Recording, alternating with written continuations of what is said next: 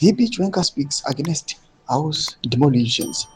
At the World Urban Expo, he said, "A house is not just a shelter, but a human right." Zarabina masho obuda panguva ine kuri kuno kwakunzi aiwa zvigananda zvichilinkana nemaChina paro zviri kudestroya mahouses evanhu.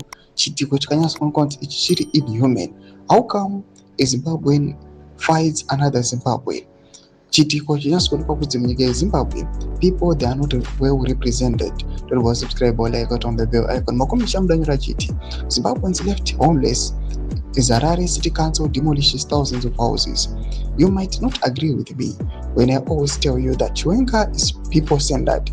But look, last month at the World Urban Expo, he said a house must not be treated as mere shelter, but as a human right. Now we see how deep these words are as we watch hundreds of families being left homeless in Harare after these city council demolitions. I think it's high time the city council was stopped. They must listen to VP Chiwenga's words and know that every citizen has a right to a house. The city council is to blame. They allowed people to build those houses while keeping quiet. And now, more than 5 years later, they say the houses are illegal.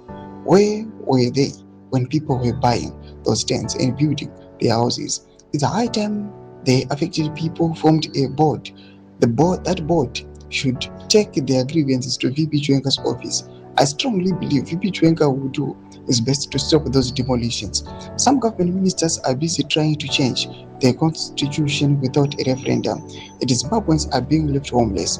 I, Isaac Makomichi, I am just a whistleblower who believes every citizen should have the right to shelter. Though my developments are good up and good in the comment section, videos of any more to live. I'm so subscribe or like, touch it on the bell icon.